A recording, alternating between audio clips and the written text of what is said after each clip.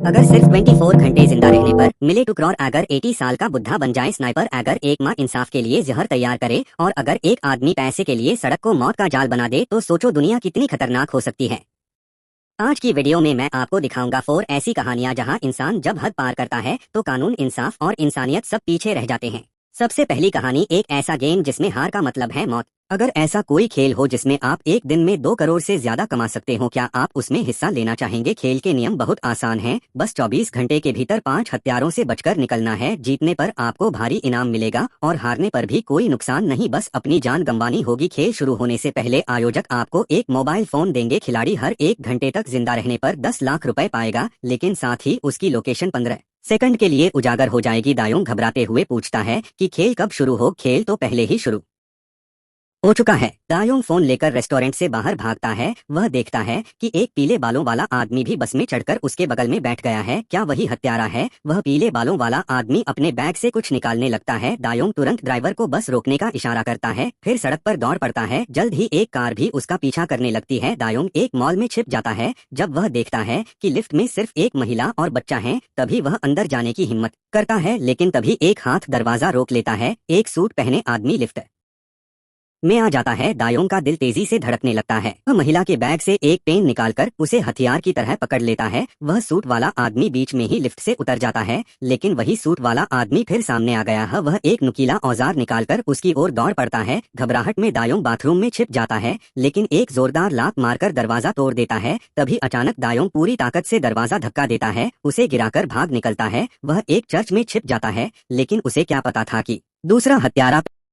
लेकिन असली खौफ तब शुरू होता है जब शिकार भगने की जगह शिकारी बन जाता है। यह 80 साल का बूढ़ा आदमी ने अपनी स्नाइपर राइफल सेट की सामने वाली इमारत में खड़े 3 युवकों पर निशाना साधा। उसने युवक के हाथ में पकड़ी शराब की बोतल पर निशाना लॉक किया और सीधे ट्रिगर दबा दिया। उसने उसे तुरंत मारने के लिए गोली नहीं चलाई, बल्कि उसे जिंदगी भर दर्द में जीने के लिए छोड़ना चाहा। यह सब करने के बाद कोई सबूत न बचे, इसलिए खाली कारतूस अपनी जेब में रख लिया और छड़ी के सहारे शांत भाव से वहां से चला गया। फिर भीड़ में जाकर ऐसे घुल मिल गया जैसे वह कभी वहां से गया ही न हो। बूढ़े ने यह सब इसलिए किया क्योंकि वह अपनी प्यारी पोती का बदला लेना चाहता था। कुछ दिन पहले उसकी पोती सड़क पर चल रही थी, तभी इन 3 बदमाशों की नजर उस पर पड़ी। 2 लड़के उसके पास आ गए। उन्होंने उसे ऊपर निमंत्रण दिया। वे उनके साथ ऊपर चली गई, लेकिन उसने कहा कि वह सिर्फ 5 मिनट रुकेगी। एक लड़का उससे बातें करने लगा और दूसरा उसकी नजर बचाकर उसके पेय में कोई अज्ञात पदार्थ मिला दिया। अनजान लड़की ने वह पेय पी लिया और तुरंत उसे अजीब महसूस होने लगा। वह उठकर वहां से जाने लगी, लेकिन वे बदमाश उसे जाने कैसे देते। जल्द ही उन्होंने अपना असली चेहरा दिखा दिया। रात होने तक उन्होंने उसे जाने दिया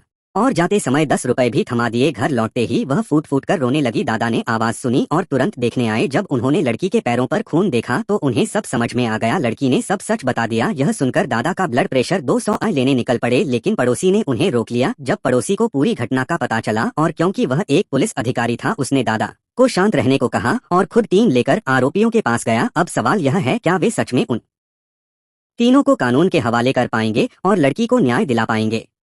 कभी कभी बदला गुस्से से नहीं, दिमाग से लिया जाता है। यह माँ अपनी बेटी का बदला लेने के लिए घर में लगातार सेब काट रही थी, क्योंकि सेब के बीजों में साइनाइड होता है, जिसकी थोड़ी सी मात्रा भी किसी की जान ले सकती है। कुछ दिन पहले उसकी बेटी को कुछ दरिंदों ने बारी बारी से प्रताड़ित किया। माँ ने उन्हें अदालत में घसीटा, लेकिन उन चारों अपराधियों ने पहले ही जज को खरीद लिया था। माँ ने खुद ही न्याय करने, वह पेशे से एक जीव विज्ञान की अध्यापिका थी। एक दिन कक्षा में एक लड़के ने शियाओ मेई को संदेश भेजा। माँ ने देख लिया। उसने उस लड़के का फोन खिड़की से बाहर फेंक दिया। शायद उसी घटना की वजह से शियाओ मेई को भयानक कीमत चुकानी पड़ी।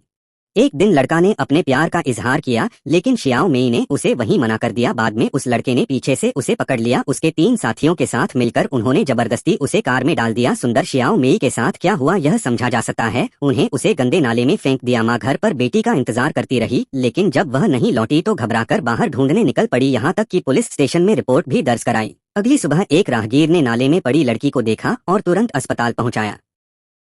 डॉक्टरों की मेहनत से शियाओ मेई को होश आ गया और उसने उन चारों अपराधियों के नाम बता दिए। जल्द ही पुलिस ने उन्हें पकड़ लिया, लेकिन उन चारों ने पहले ही जज को खरीद लिया था। शियाओ मेई के पिता गुस्से से भर उठे और उन्होंने वहीं एक आरोपी को थप्पड़ मार दिया। जज ने उन्हें तुरंत जेल भेज दिया। अब न्याय के लिए लड़ने वाला पति जेल में था, बेटी अस्पताल के बिस्तर पर पड़ी थी और चारों अपराधी खुलेआम घूम रहे थे। माँ खुद ही न्याय करने का निश्चय किया।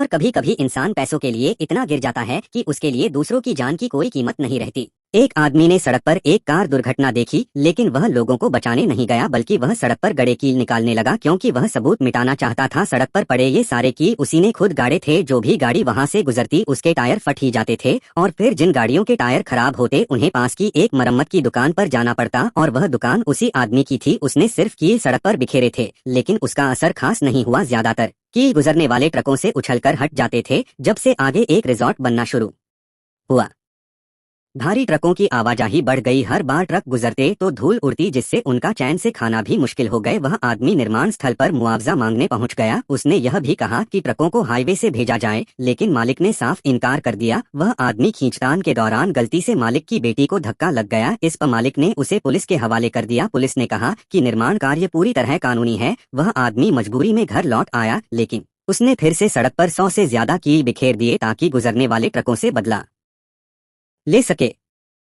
लेकिन एक छोटी कार वहां से गुजरी और उसका टायर फट गया। वे लोग उसी की मरम्मत की दुकान पर पहुंचे। उसने मौके का फायदा उठाया। असल में सिर्फ पंचर ठीक करने से काम चल जाता, लेकिन उसने पूरा टायर बदल दिया। अपनी इज्जत बचाने के लिए युवक ने पैसे देकर वहां से निकलना ही बेहतर समझा। उसने अच्छा पैसा कमा लिया। फिर टायर से निकले लोहे के टुकड़े को देखकर उसके मन में एक खतरनाक विचार आया। उसने फिर उस लोहे के टुकड़े को दोबारा किसी गाड़ी में लगाने का इरादा किया।